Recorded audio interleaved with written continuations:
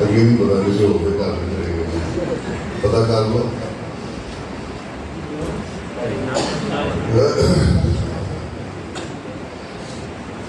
الحمد للہ وکفى والصلاة والسلام على سید الرسل وخاتم الانبیاء وعلى آله وأصحابه وأزواجه الأتقياء الأصفياء الذين هم خلاصة العرب العرباء وخير الخلائق بعد الأنبياء. هم كالنجوم في السماء للاقتداء والاهتداء وهم مفاتيح الرحمة ومصابيح الغرب.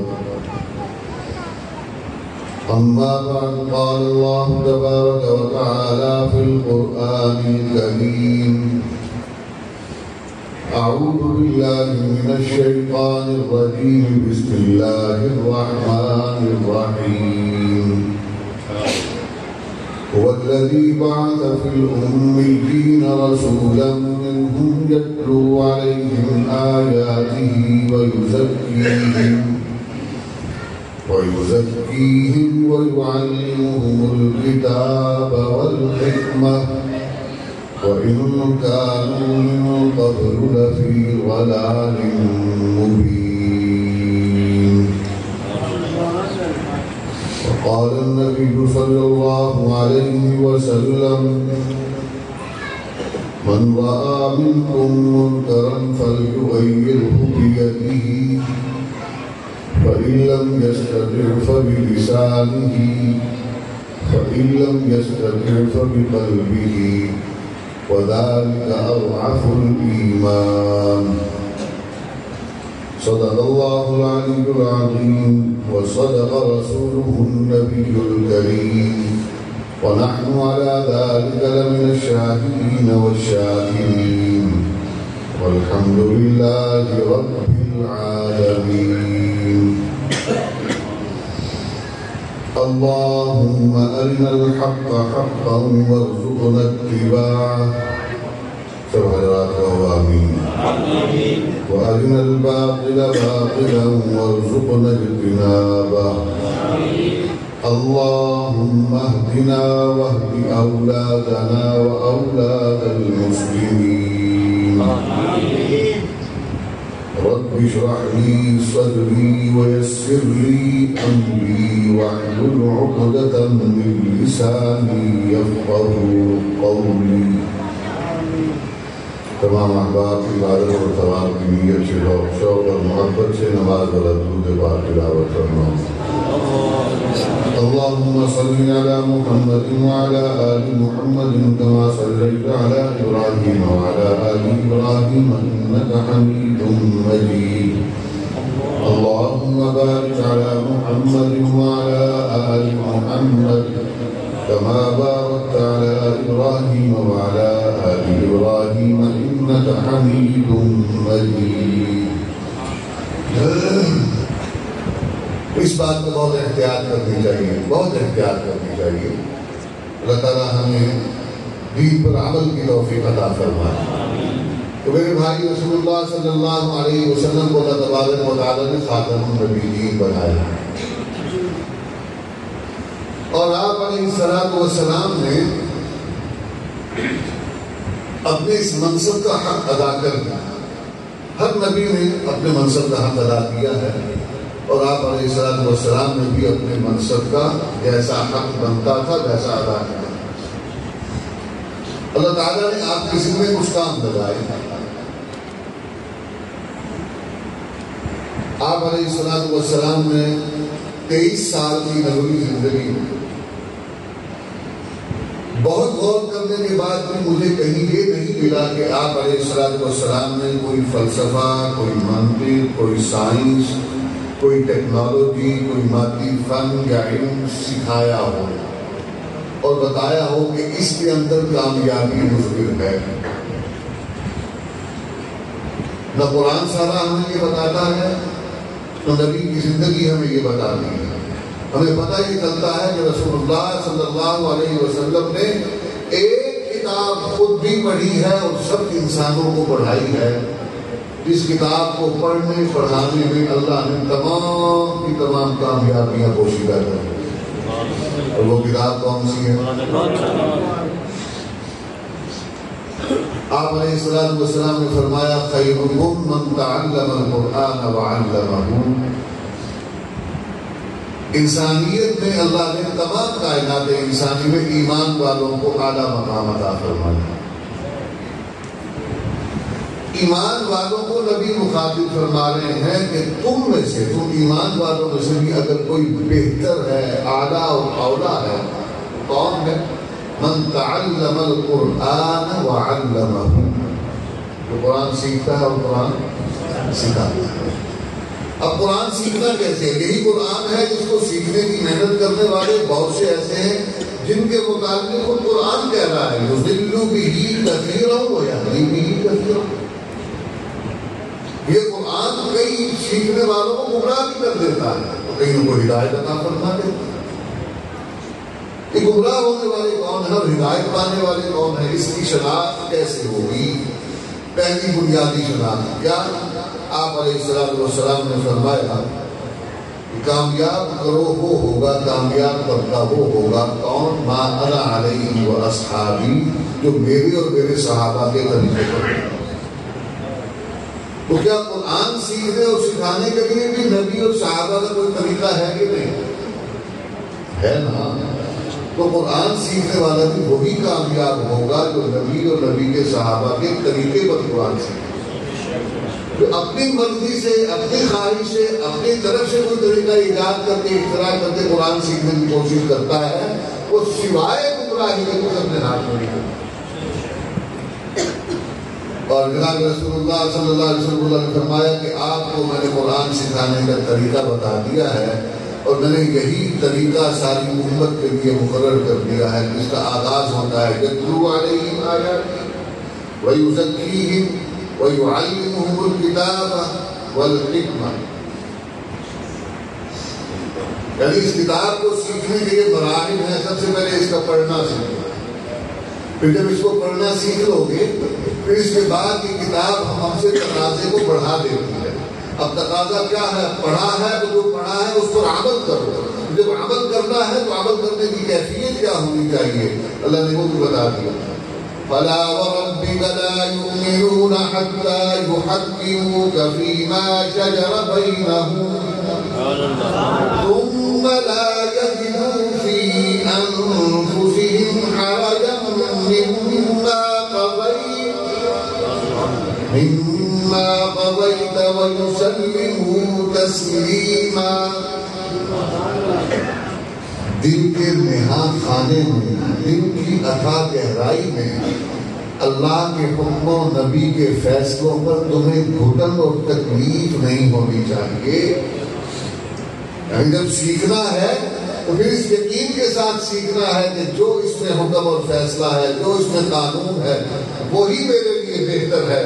جب سیکھو تو اس طریقے پر سیکھو کہ جو بھی سیکھ رہے ہو اس پر عمل کرنے کی نیت سے سیکھو اور آگے سر کو تسلیم خم کر دو.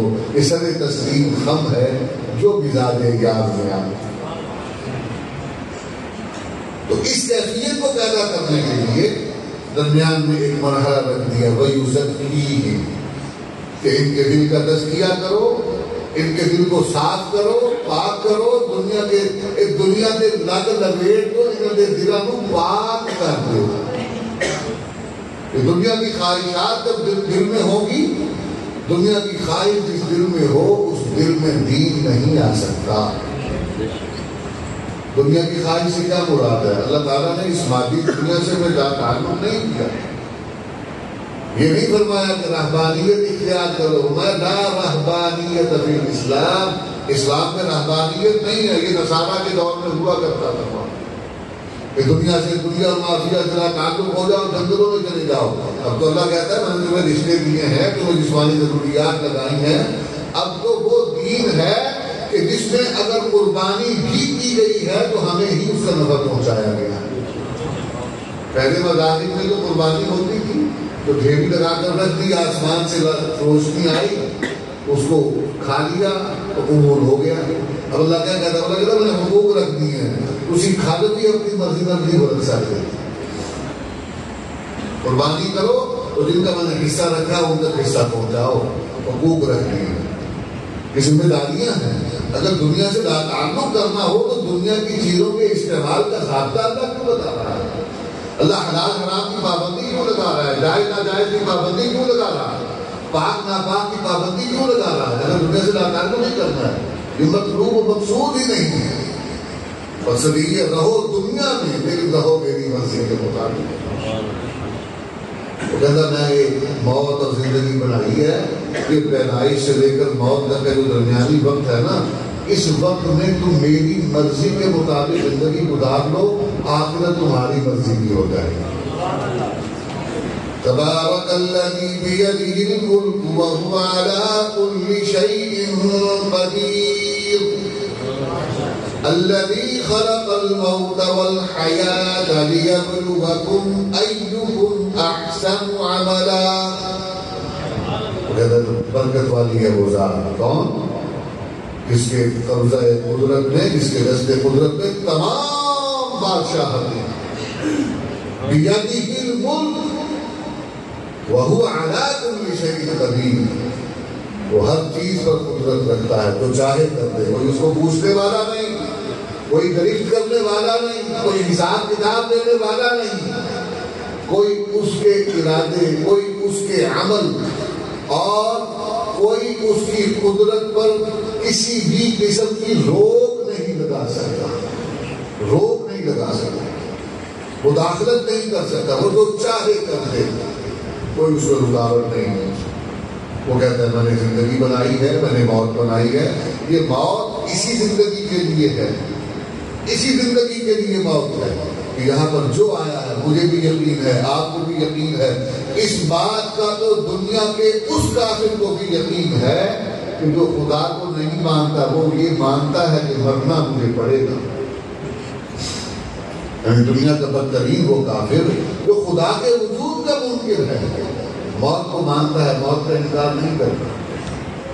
تو ایسی اصل حقیقت ہے یہ موت اسی زندگی کے لیے. فرمایا کہ اس موت کا انہوں نے وقفہ دیا ہے، اس لیے دیا ہے لیبلوکم ایکم احسن عملا، کہ میں دیکھنا چاہتا ہوں تم میں سے اچھے عمل کون کرتا ہے. اب اچھے عمل سے کیا مراد ہے؟ لیڈی بلدی کا اچھے عمل کی کوئی تعریف بھی ہے نا. میری خواہش یہ اچھی ہے، جو مجھے اچھا لگے وہ اچھا نہیں ہے. اچھا وہ ہے جس کو وہ اچھا کہے.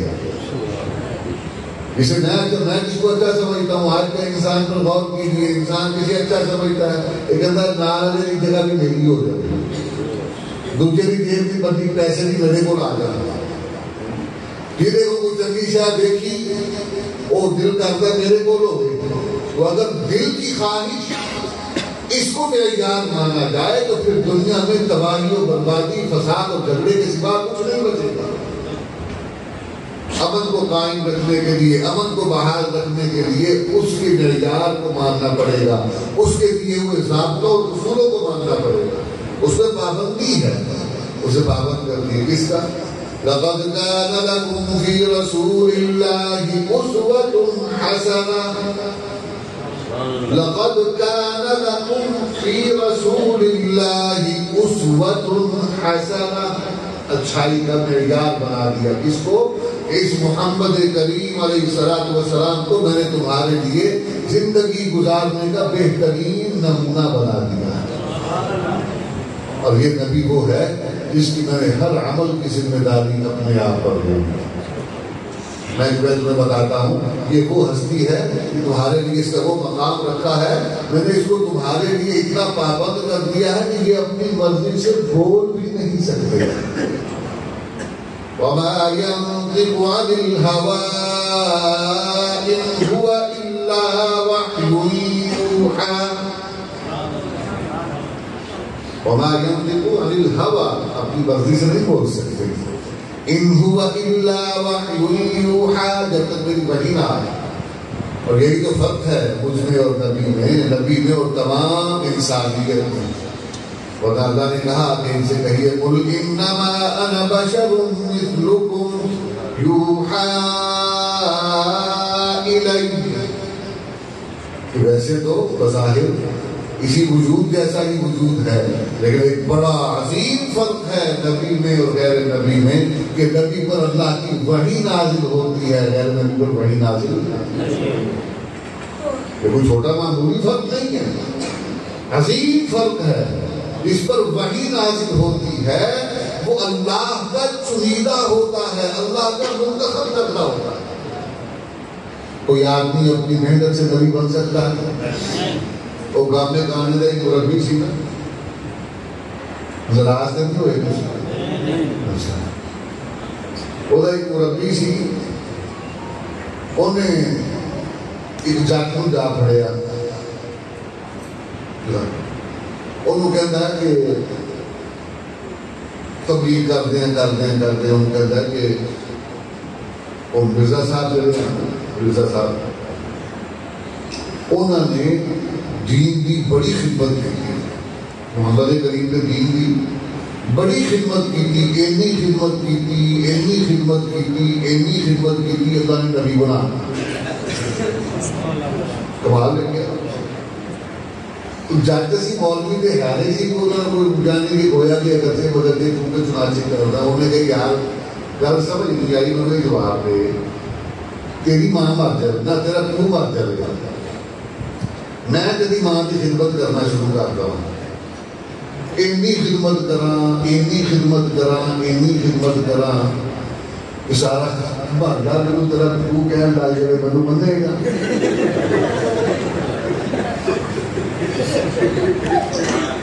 کسی میں کتابیں کام نہیں کرنا پڑتا کہ اپنی مرضی کا کوئی نبی محنت کر کے کوئی مفتی بن سکتا ہے، کوئی عالم بن سکتا ہے، فقیہ بن سکتا ہے، ولی بن سکتا ہے.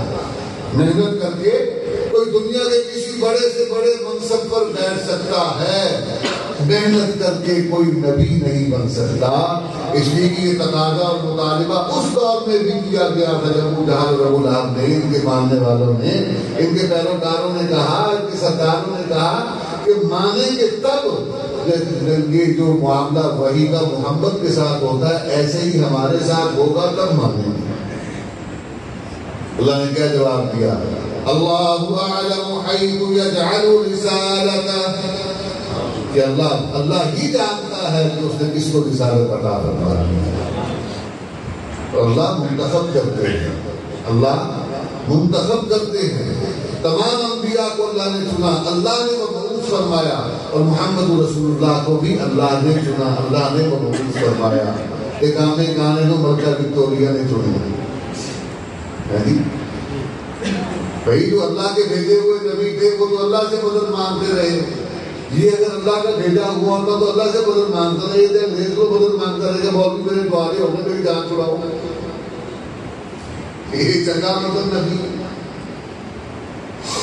وہاں خط لکھے ہوئے ہیں، اس میں کمشنر کو خط ہے، ملکہ وکٹوریہ کو خط ہے، اس کو اتنے القاب دیے معاذ اللہ، کبھی بیبے کو بھی نہیں بلایا وہاں نے، اتنے القاب دیتے انہوں. اللہ اکبر کبیرہ. ہمارے پاس ساتھی جو ہے نا وہ شاید پریشان ہو رہے ہوں گے کسی تبدیل انداز اختیار کرنے نشان ہوگی ہو. اللہ اکبر کبیرہ، اللہ اکبر کبیرہ. ہاں جی، تو نبی اپنی مرضی سے کوئی نہیں بن سکتا. اللہ جس کو رسالت کو عطا فرمائے وہ نبی ہے، وہ رسول ہے.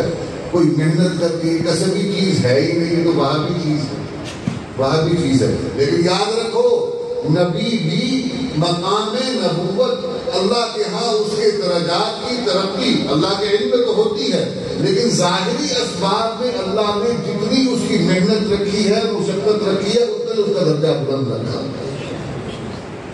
آپ علیہ السلام نے اپنے صحابہ کو فرمایا، ایک صحابی رسول آئے، اللہ اکبر، یا رسول اللہ یہ امیہ بن خلف جو میرا مالک ہے یہ مجھے انگاروں پر لٹاتا ہے اور میرے اوپر بیٹھ جاتا ہے. وہ بڑا موٹا تھا. جہنم کا ایندھن بہت وزنی تھا. مالدار لوگوں میں سے تھا عرب کے. وہ اس نے اپنے غلاموں کا جو بلال بھی اسی کے غلام تھے. حضرت خباب رضی اللہ تعالیٰ عنہ یہ بھی اسی کے غلام تھے. انہوں نے آ کر شکایت کی مجھے انگاروں پر لٹا کر میرے اوپر بیٹھ جاتا ہے اور مطالبہ کرتا ہے محمد کا کلمہ چھوڑو. یہ اذیتیں برداشت کروائیں جسم میں گڑھے پڑ گئے. نبی کریم صلی اللہ علیہ وسلم فرمایا کہ خباب یہ تو کچھ بھی نہیں. پچھلی امتوں میں ایسے لوگ بھی آئے ہیں کہ جن کو ایسی مصیبتیں اور مشقتیں برداشت کرنی پڑی. ایک آدمی سامنے کھڑا ہوتا تھا, ایک پیچھے, سر کے درمیان میں آلہ رکھتے تھے. لیکن اس نبی کا کلمہ پڑھا ہے چھوڑو اسے ورنہ یہ آلہ ابھی چلا دیں گے. وہ انکار کرتے تھے. آلہ چلا کر سر سے لے کر جہاں تک کا وجود کو حصوں میں تقسیم کر دیتے. لوہے کی کنگھیوں سے انبیاء کو اذیت پہنچائی گئی, ان کے ماننے والوں کو اذیت پہنچائی گئی. نوچ نوچ کر جسم سے گوشت اتارا گیا.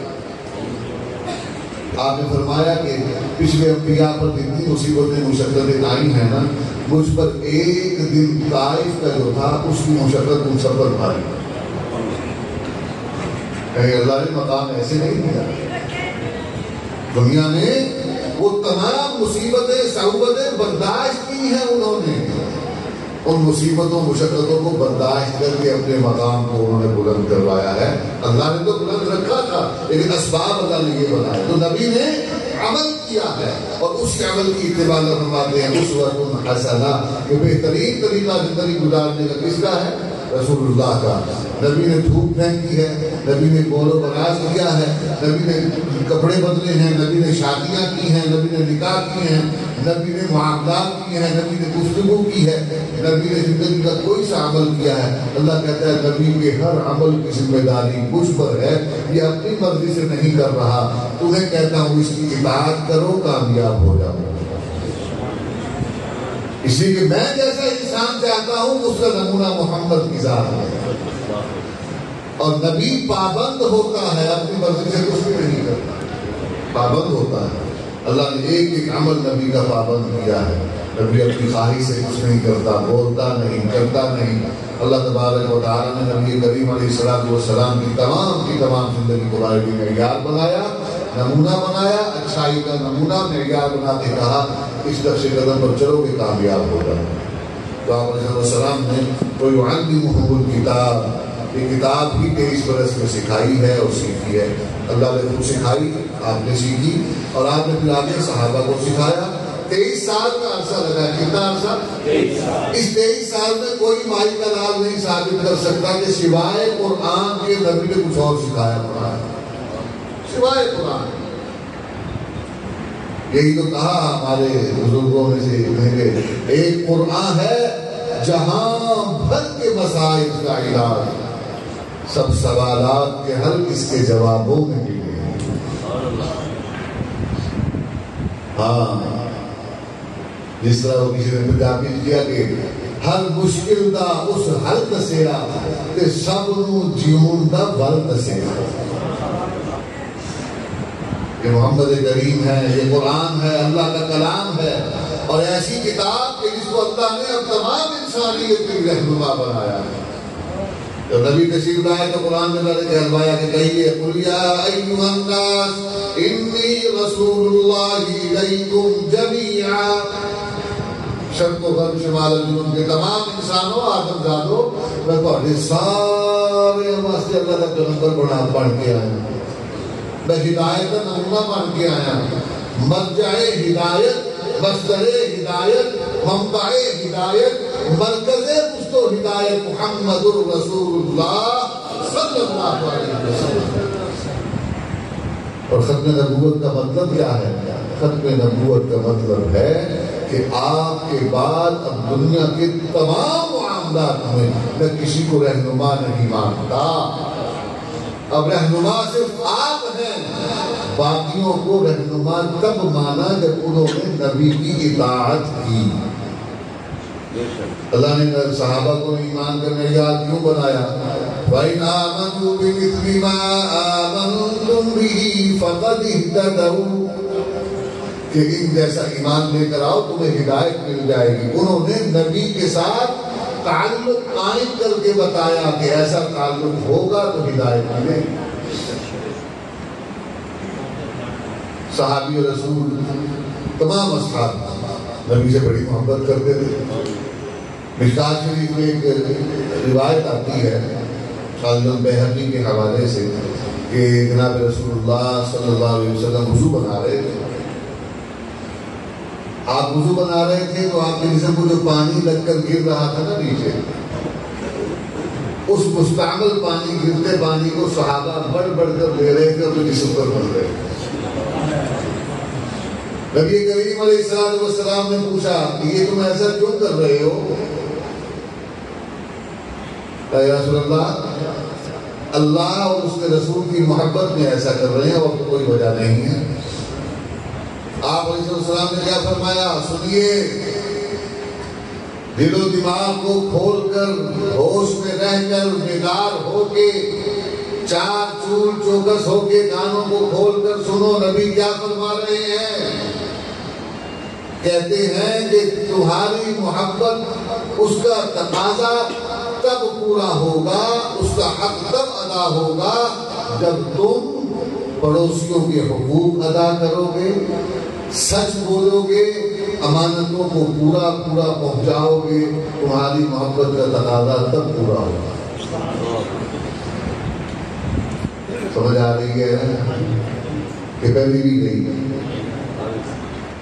یعنی نبی کریم نے فرمایا کہ عمل ہے، مسلسل عمل، عمل سے زندگی بنتی ہے، جنت بھی اور یہاں کو جہنم بھی۔ یہ خاکی اپنی فطرت میں تندوری ہے، ننالی ہے۔ وہ میں سندھ میں گیا کچھ عرصہ قبل تو وہاں ایک معروف صوفی بزرگ یعنی کہ مجذوب کہلاتے ہیں، وطائے و فقیر، جیسے شاہ الدین بٹائی رحمۃ اللہ علیہ، اس طرح اور کچھ بزرگ ہیں جیسے ہمارے یہاں پر بلے شاہ اور وارث شاہ، یا اس طرح سے پہلے شیخ سعدی فارسی میں رحمۃ اللہ، ان کی حکایات مشہور ہیں۔ وہ ہر زبان میں کوئی نہ کوئی ایسے بزرگ صوفی بزرگ کی حکایات مشہور ہیں۔ وہ سندھی میں وہ وطائے و فقیر جو ہے، میں تو نام بھولتا نہیں، تو اس کی ایک حکایت وہاں مجھے سننے میں آئی ہے کہ اس بات سے کہ مصرع جو ہے نا وہ خالی خاکی اپنی فطرت میں نوری ہے، ننالی ہے۔ تو وہ کسی بات پر انہوں نے جواب دیا، مجھے پورا وہ واقعہ اس مستحضر نہیں، لیکن یہ جملہ ان کا بڑا خوبصورت ہے۔ فرمایا کہ انہوں نے ایک بات کہی کہ جہنم میں آگ نہیں ہے، لوگ اپنے حصے کی ساتھ لے کر جائیں، لوگ اپنے حصے کی ساتھ لے کر جائیں گے۔ یہ خاکی اپنی فطرت میں نہ نوری ہے نہ ناری ہے۔ عمل سے زندگی بنتی ہے، جنت بھی جہنم بھی۔ اسی کہتے ہیں کسی نے لڑ لگ گئے تو بس پھر دم بڑھ گیا، بیڑے پار ہی پار۔ لڑ لگ گئے تو مطلب کی یہ سانو لائسنس مل گیا، ہوں جھوٹ بولن دا، وعدہ خلافی کرن دا، دو نمبری کرن دا، زیادتیاں کرن دا، حق مارن دا، یہ لائسنس نہ مل جائے۔ جو پیران دے لڑ لگ گئے ہیں بس وہ نہ کر میں لج پال آئیں دے لڑ لگیاں میرے تو ہم پڑے رہتے بھائیا وہ لڑ لگے ہیں تیرے کام بھی دے ہوتے ہوں نا، تینوں ویخ کے بندہ کہہ دے سکے کہ تجھے دے لڑ لگے انہوں کا اثر بھی ہو جاتے تھے۔ اللہ اکبر کبیرہ۔ اللہ، کیا صحابہ نبی کریم علیہ السلام کے ساتھ تعلق قائم ہو جانے کے بعد ان کا عمل نبی کے عمل سے مخالف بھی کبھی ہوا؟ صحابہ تو وہ تھے کہ نبی کے وجود کا اثر دل پر اتنا تھا کہ جہاں جاتے تھے نبی کے نمائندے ہوتے، جن کو دیکھ کر لوگ نبی کی شناخت کرتے تھے کہ یہ نبی کی تربیت یافتہ ہیں۔ جب ان کے اخلاق اتنے اعلیٰ ہیں تو نبی کتنے بلند اخلاق والے ہیں۔ تو جس کے ساتھ نسبت ہوتی ہے آدمی اس نسبت پر فخر کرتا ہے، بجا ہوتا ہے، لیکن اس کا اثر بھی تو ہونا چاہیے نا۔ ہم عمل سے بالکل کنارہ کش ہو جاتے ہیں جب نسبت کسی سے قائم ہو جاتی ہے۔ ابا جی رحمۃ اللہ فرمایا کرتے تھے کہ سارے معاشرے میں لوگوں نے پیر کو سمجھا ہے کھوتا ریڑا. اسی حیران ہوئی مطلب اس طرح سمجھ گئی کہ پیر نے کھوتا ریڑا ہونے کے آؤ کھوتے ریڑے کا کام ہوتا بدن ڈھونا. وہ سمجھتے پیر کھوتا ریڑا اپنے بھاگ بھی چکے گئے ساڈے بھی نال چکے رہ رہے. ہم نے یہ تصور بنا رکھا ہے جبکہ مرشد شیخ پیر کے اصلاح کے لیے تزکیہ نفس کے لیے اصلاح قلب کے لیے ان سے سنو اللہ اللہ سیکھو کہ اعمال کی اصلاح ہوگی معاملات کی اصلاح ہوگی. تم اپنے نفس پر تمہارا قابو ہوگا تم خواہشات نفس پر قابو پا سکو گے اور جب خواہشات نفس پر قابو پا لو گے تبھی تمہیں قرآن کی حکمت بھری باتیں سمجھ آئیں گی تبھی تم قرآن سیکھ سکو گے. اور میرے بھائی میرے عزیز اللہ اکبر کبیرہ قرآن اللہ کا کلام ہے تو قرآن سیکھنے کے لیے ہے. دادا جی رحمۃ اللہ علیہ ایک جملہ یاد آگے فرماتے تھے کہ بابو لوگوں اس قرآن کی قسمیں مت کھایا اسے پڑھا کر ہو جیسے کہ احمد شہید شاہ اسماعیل شہید کی طرح نہ شہید اسے اقبال کی طرح ہی پڑھ لو اقبال کی طرح ہی پڑھ لو. اور پھر ساتھ یہ فرماتے تھے کہ دیکھو اقبال نے جب اس قرآن کو ڈوب کر پڑھا اس نے دانش فرنگ پر حملہ بول دیا.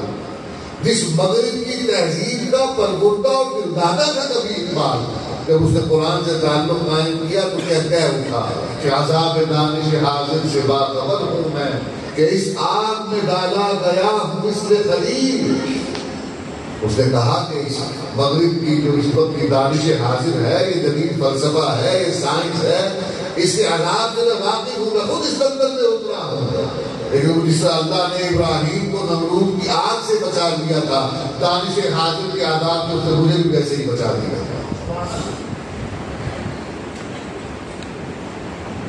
قرآن پڑھا کرو قرآن پڑھا کرو.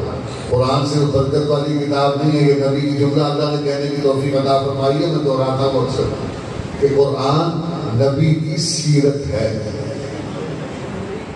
سیدہ عائشہ صدیقہ نے ان سے پوچھا گیا کہ اماں جان نبی کے اخلاق عالیہ کے متعلق فرمائیے. فرمایا کان خلقہ القرآن نبی کے اخلاق قرآن ہی تو ہیں اور کیا ہے.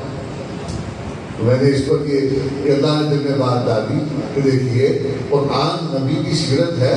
قرآن اللہ نے لکھا کب ہے لکھا تو تب ہے جب ابھی ابتدائی آفرینش بھی نہیں ہوئی.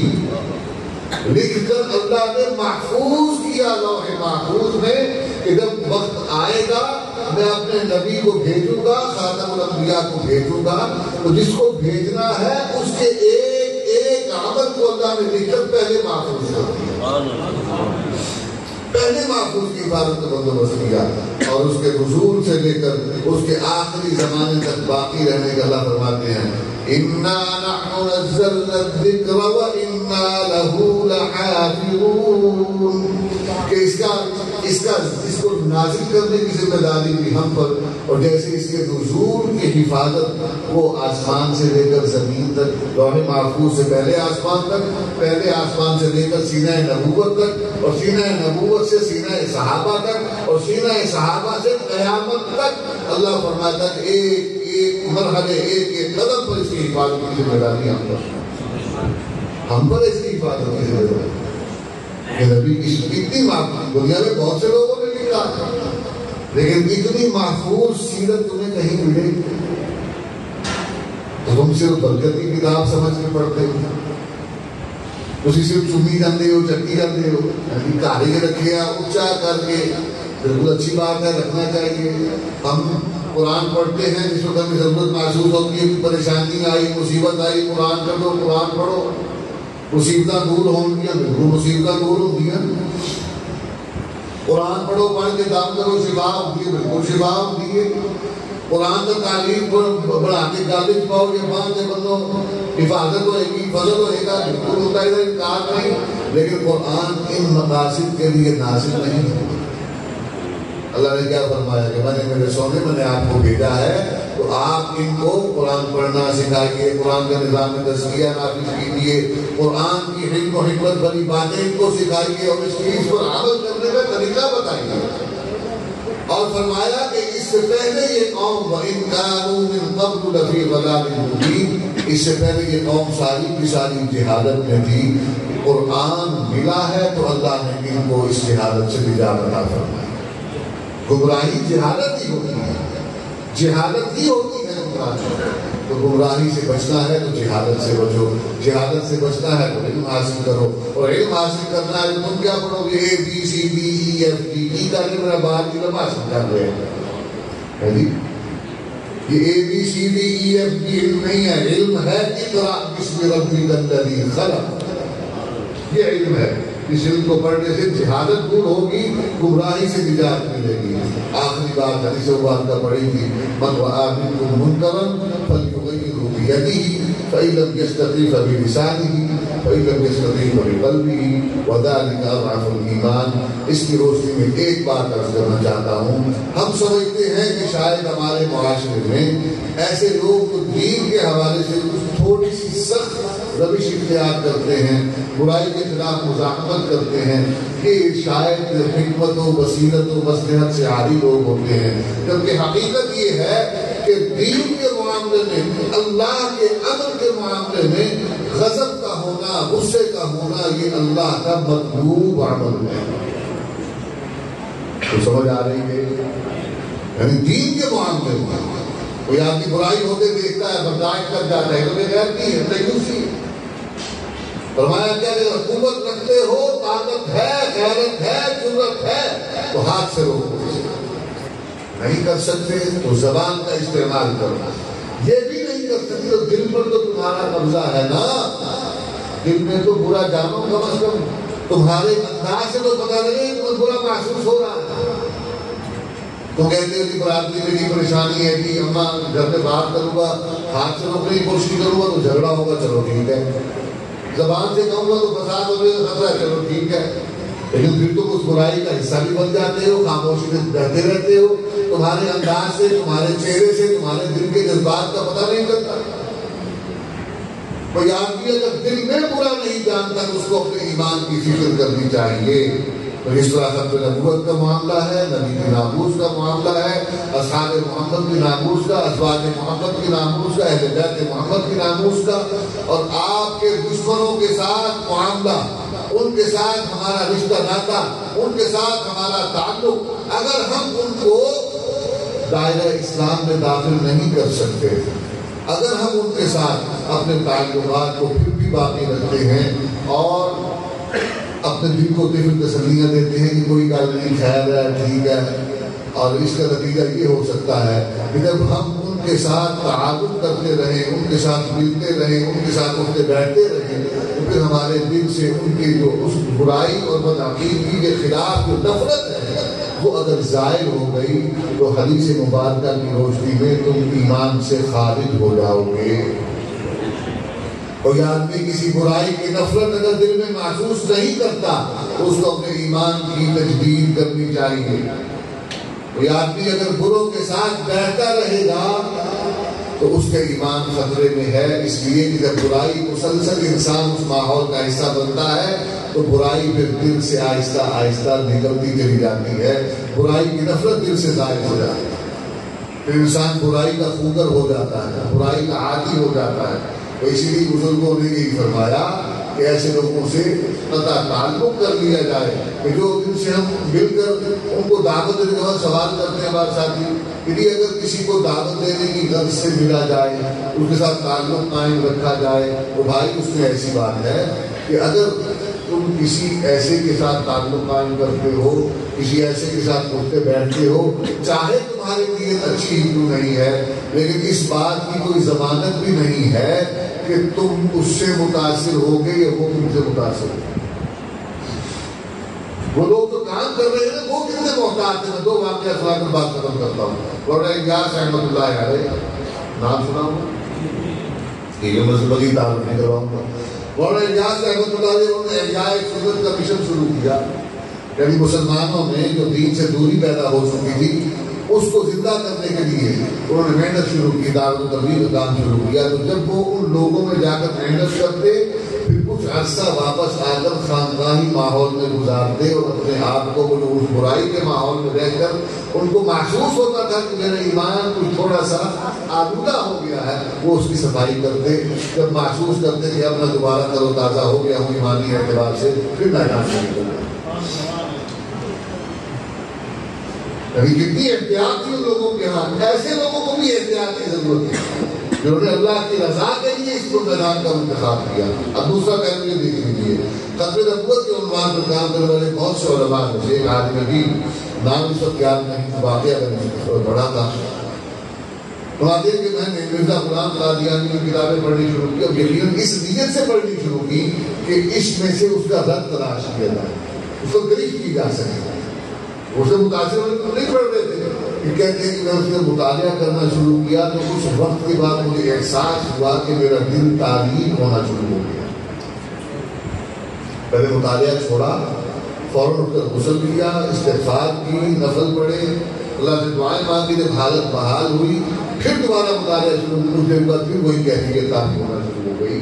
تو جب آپ ایسوں کے ساتھ تعلق قائم کرتے ہیں تو جتنی احتیاط کی ضرورت ہوتی ہے، وہ تو ایک عالم دین ماہر اس موضوع کا، وہ جتنی احتیاطیں برت رہا ہے، آپ کو اس کا آدھا کیا اس نوشر اشیر بھی نہیں کرتے۔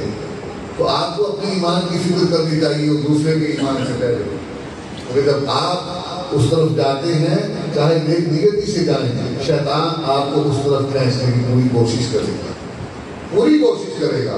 اس کیفیت سے بچنے کے لیے ضروری ہے کہ اگر تمہیں اپنا ایمان بچانا ہے تو ان سے دوری بنا کر رکھو۔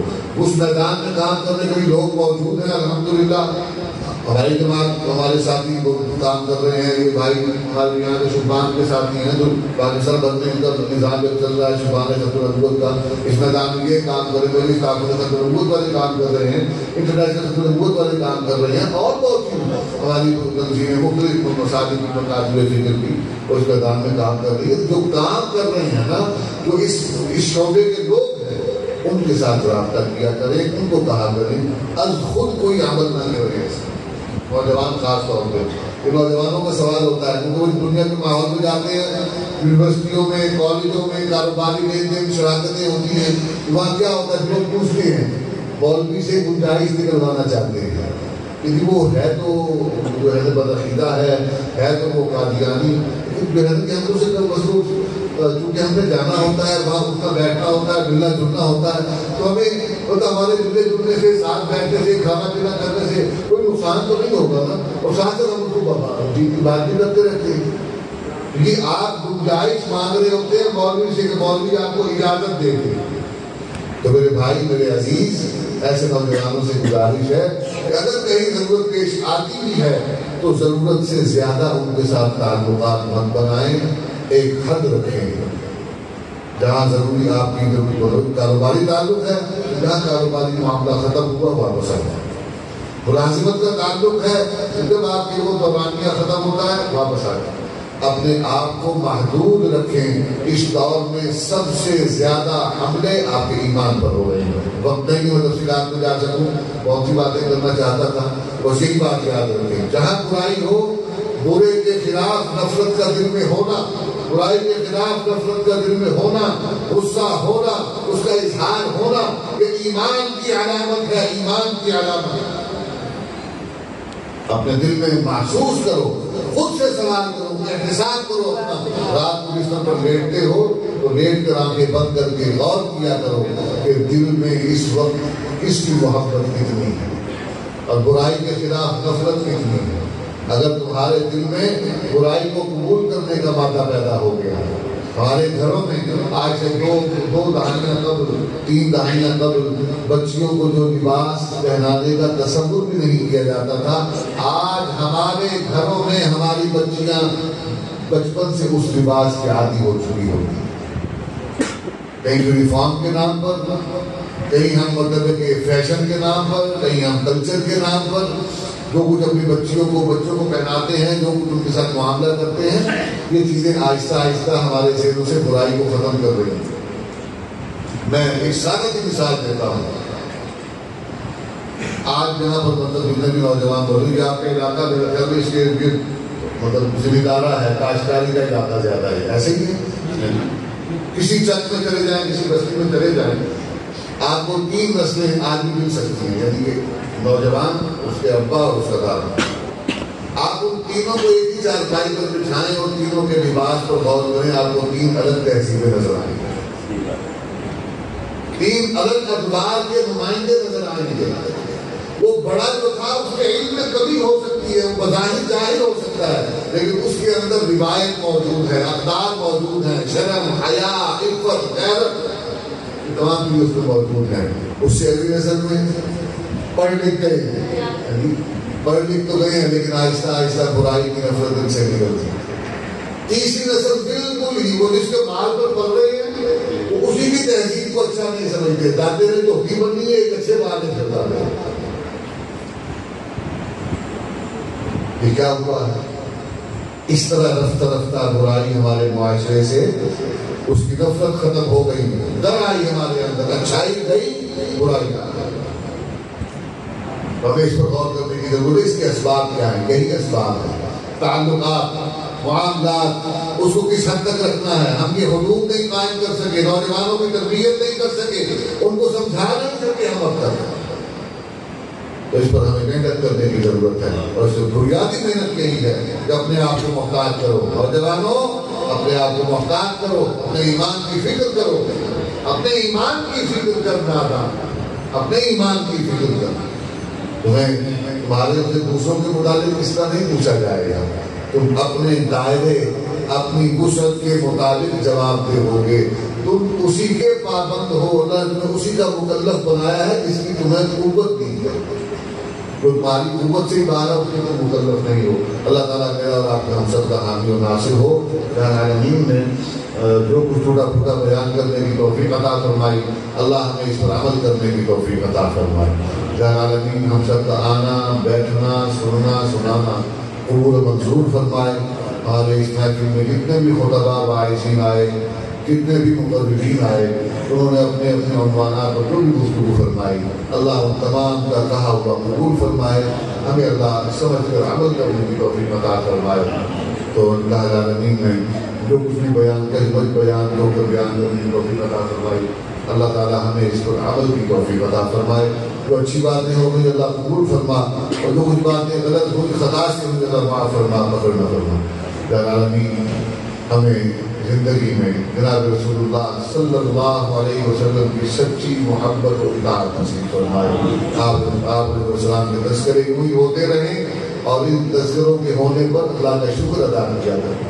یہ نعمت سے کم نہیں ہے، عظیم نعمتیں ہیں. ایسی محفل منعقد ہونا، ایس قرآن کا بیان ہونا، دین کے تذکرے ہونا، ختم نبوت کا بیان ہونا، یہ نعمت ہے. اور نعمت کے بڑھانے کے لیے وہ کہتا ہے میرا شکر لئن شکرتم لأزیدنکم. جو نعمت پر شکر ادا کرتا ہے اللہ اس کی نعمتوں میں اضافہ فرماتا ہے. وآخر دعوانا ان الحمد للہ رب العالمین. کوئی بزرگ بیٹھے ہیں، دعا کرو.